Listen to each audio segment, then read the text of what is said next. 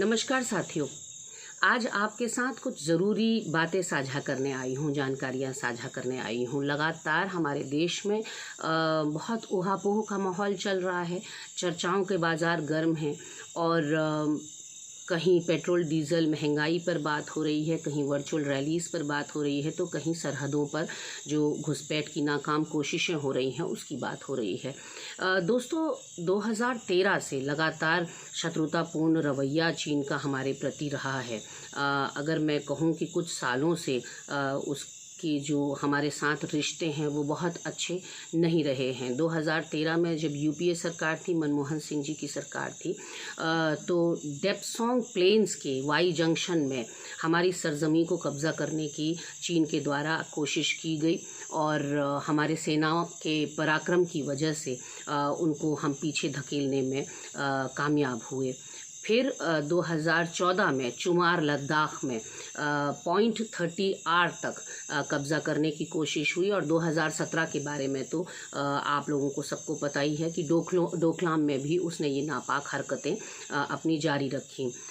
आज 4 स्थानों पर यानी कि गलवान घाटी, पेंगोंग सो लेक, हॉट स्प्रिंग्स और डेप्सोंग प्लेन्स पर लगातार जो सरकार से या देश से जनता जवाब मांग रही है और वहाँ पर कितनी घुसपैठ हो गई या कितना निर्माण कार्य हो गया, कितना कब्ज़ा कर लिया चीन ने, ये जानने की कोशिश जब देश की जनता कर रही है तो केंद्र सरकार के द्वारा लगातार भ्रामक खबरें परोसी जा रही हैं और विषय को बदलने की कोशिश यहाँ पर हो रही है। विषय को कैसे बदला जा रहा है वो आप सबको पता है, अच्छी तरह से विदित है कि राजीव गांधी फाउंडेशन का नाम बीच में घसीटा गया। साथियों, मैं आपके साथ जानकारी साझा करना चाहती हूँ कि पहले तो कांग्रेस और राजीव गांधी फाउंडेशन को एक समझने की गलती ना करें। राजीव गांधी फाउंडेशन एक रजिस्टर्ड फाउंडेशन है जो बहुत सालों से समाज सेवा के क्षेत्र में कार्यरत है और ज़रूरतमंदों के लिए बहुत अच्छा कार्य कर रही है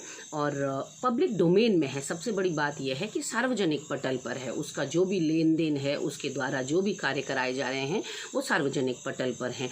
वहीं दूसरी ओर अगर हम पीएम केयर फंड की बात करते हैं तो ना सिर्फ ये एक विवादास्पद और गैर पारदर्शी फंड है जिसकी कार्यप्रणाली और गठन के बारे में बहुत सुबह और संदेह होता है, क्योंकि किसी को भी ये बताया नहीं जा रहा है कि इसका गठन किस तरह से हुआ, इसकी कार्यप्रणाली क्या रहेगी, इसका संचालन कौन करेगा, नियंत्रण किसके नियंत्रण में ये रहेगा। और तो और इस फंड को ऑडिट करने का प्रावधान भी नहीं है, यानी कि कैग या किसी अन्य संस्था से ये पीएम केयर फंड ऑडिट भी नहीं किया जा सकेगा। आरटीआई की परिधि से भी इसको बाहर रखा गया है, यानी कि आप और मैं यदि जानकारी लेना चाहें पीएम केयर फंड में कितना पैसा आया, कहाँ खर्च हुआ, किस किस ने, कौन कौन दानदाता हैं, तो हमें जानकारी साझा नहीं की जाएगी। कुल मिलाकर इसका जो संचालन है वो प्रधानमंत्री के द्वारा बिना पारदर्शिता के और बिना जवाबदेही के किया जाएगा और इसको बहुत ही अस्पष्ट और गुप्त रखा जाएगा। सूत्रों के मुताबिक साथियों, अगर सूत्रों की माने तो 20 मई 2020 तक इस पीएम केयर फंड में 9,678 करोड़ रुपया जमा हो चुका था, जिसकी जानकारी ना आपको है ना हमको है और किस किस ने ये पैसा दिया, अभी तक कहाँ कहाँ ये पैसा खर्च हुआ, इसकी जानकारी किसी को नहीं है। कुछ चौंकाने वाली खबरें ये हैं साथियों कि एक तरफ तो लगातार घुसपैठ चल रही है, हमारे जो सेना के जवान हैं उनकी शहादतें हो रही हैं, वहीं दूसरी ओर इस पीएम केयर फंड में चीनी कंपनियों के द्वारा फंड लिया गया। उसमें से अगर मैं मुख्यतः बताऊं आपको तो टिकटॉक से 30 करोड़ लिया जा चुका है, पेटीएम से 100 करोड़ लिया जा चुका है, शाओमी से 15 करोड़, ओप्पो से 1 करोड़, वन प्लस से 1 करोड़ और हुवेई कंपनी से 7 करोड़ रुपया लिया जा चुका है। और दूसरी तरफ मन की बात में चीन का जिक्र तक नहीं आता। है ना हैरानी की बात। और नेपाल ने जिस तरह पहली बार अपनी सेना सीमाओं पर तैनात की है, उसके बाद भी अगर प्रधानमंत्री जी और राजनाथ सिंह जी कहें कि हमारा मित्रवत संबंध है तो हैरानी होगी। एक बात और मैं आपको बताना चाहती हूँ कि प्रधानमंत्री मोदी लगातार लोकल और वोकल का नारा दे रहे हैं। हमारी अगर स्मार्टफोन्स का बाज़ार की हम बात करें तो भारत देश में 4 कंपनियां प्रमुखता से अपना कारोबार कर रही थी, जिनका आज नामो निशान भी नहीं है। वो है माइक्रोमैक्स, लावा, कार्बन और इंटेक्स।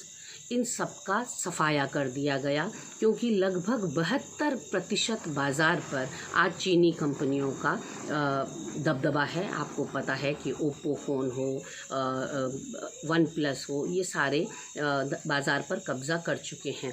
तो ऐसे में लोकल और वोकल का नारा कितना औचित्यपूर्ण है, ये आपके और हमारे समझने की बात है। अब कुछ सवाल मैं भाजपा और सीसीपी, जो कि चाइना की कम्युनिस्ट पार्टी ऑफ चाइना है, उसके संबंधों के बारे में आपको बताना चाहूँगी कि इनके बहुत पहले से प्रगाढ़ संबंध रहे हैं। लगातार इनका आना जाना आपस में लगा रहा है। अब जो पॉलिटिकल पार्टीज़ होती हैं या जो सत्ताधारी पार्टी जिसकी सत्ता होती है, डिप्लोमेटिक रिलेशनशिप के तहत उनके डेलीगेशंस दूसरे देशों में जाते भी हैं और दूसरे देशों से हमारे देश में आते भी हैं। लेकिन चौंकाने वाली बात यह है साथियों कि सरकार मनमोहन सिंह जी की रही, यूपीए की रही, और डेलीगेशंस आरएसएस और भाजपा के चाइना जाते रहे। 2009 में आरएसएस डेलीगेशन चाइना गया, और जबकि आरएसएस तो एक राजनीतिक दल भी नहीं है। 19 जनवरी 2011, जबकि फिर मनमोहन सिंह जी की सरकार थी, 19 जनवरी 2011 को यूपीए की सरकार में नितिन गडकरी, जो उस समय भाजपा के राष्ट्रीय अध्यक्ष थे, वो 5 दिवसीय दौरे पर चीन जाते हैं और कम्युनिस्ट पार्टी ऑफ चाइना से मुलाकात करते हैं। नवंबर 2014 को एक विधायकों का और सांसदों का डेलीगेशन जो है वो 1 हफ्ते के लिए अमित शाह जी के द्वारा चाइना भेजा जाता है। स्वयं प्रधानमंत्री नरेंद्र मोदी 4 बार मुख्यमंत्री के रूप में चाइना जा चुके हैं, 5 बार प्रधानमंत्री के रूप में जा चुके हैं और 3 बार चीन के प्रधानमंत्री को होस्ट कर चुके हैं, यानी कि उनकी आवभगत कर चुके हैं। अब यहाँ पर सवाल हमारा ये है कि आरएसएस को आज तक कितना डोनेशन मिला, ये भी सार्वजनिक होना चाहिए। अगर कांग्रेस की या राजीव गांधी फाउंडेशन की बात निकली है तो फिर बात दूर तक जानी चाहिए। आरएसएस ने कहाँ कहाँ से डोनेशन लिया, ये भी सार्वजनिक पटल पे होना चाहिए। और एक मौजू सवाल ये भी है कि भाजपा और आरएसएस ने क्या आज तक किसी इंटरनेशनल फाउंडेशन से, किसी कंपनी से, किसी ऑर्गेनाइजेशन से कभी चंदा नहीं लिया? ये बात भी आपके और हमारे जानने वाली है। वर्ल्ड बैंक से साथियों अभी तक केंद्र सरकार 76 अरब रुपया कर्ज ले चुकी है कोरोना महामारी से लड़ने के लिए। उसका भी कोई हिसाब किताब देश की जनता को नहीं दिया गया है।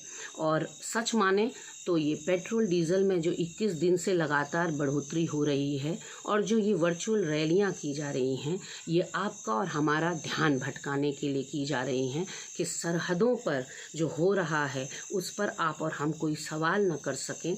इस देश के नैरेटिव को बदलने की कोशिश की जा रही है। टीवी चैनल्स पे डिबेट्स के विषय को बदलने की कोशिश की जा रही है। अभी तक आपने देखा कि चीन के ऊपर चर्चा हो रही थी, चीन के ऊपर कई तरह के खुलासे, इनकी पुरानी तस्वीरें निकल कर बाहर आ रही थीं, गलवैयाँ डाले हुए, और लगातार प्रश्न केंद्र सरकार से किया जा रहा था कि क्या करते रहे हम जब घुसपैठ हो रही थी। और अगर हम बकौल प्रधानमंत्री माने कि 1 इंच ज़मीन भी कब्ज़ा नहीं हुई है, घुसपैठ वहाँ नहीं चल रही है, तो फिर सैनिकों की शहादत क्यों कर हो रही है, क्यों वहाँ पर हमारे सेना के जवान शहीद हो रहे हैं, इसका भी जवाब अभी तक नहीं मिल पाया है।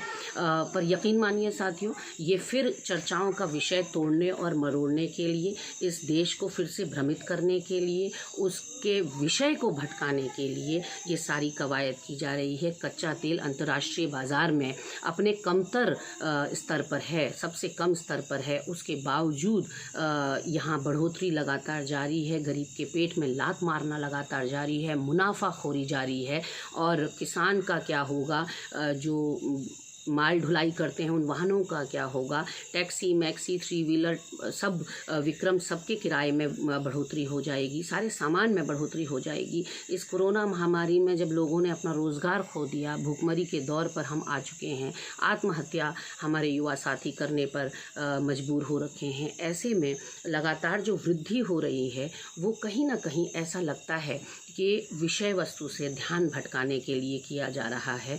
और जो वर्चुअल रैलियां भी भाजपा कर रही है, उसको पता है कि ये वक्त नहीं है वर्चुअल रैली करने का, ये वक्त है मलहम लगाने का, ये वक्त भाषण का नहीं है, ये वक्त अपनी उपलब्धियां गिनाने का नहीं है, लेकिन उसके बावजूद वो कर रही है। क्यों? क्योंकि उसको ऊपर से आदेश हैं कि किसी भी तरह से सरहदों पर से लोगों का ध्यान भटकाना है और उनका ध्यान इन रोज़मर्रा की ज़रूरतों पर लगाना है। यानी कि व्यक्ति को इतना परेशान कर दो कि वो बड़ी बातों के बारे में सोच ही ना पाए। लेकिन अगर हमें अपने देश से प्रेम है साथियों, तो हमें सवाल पूछने होंगे, उन सवालों के जवाब मांगने होंगे और एक जागरूक और राष्ट्रभक्त नागरिक होने का परिचय देना होगा। नमस्कार, शुभ रात्रि।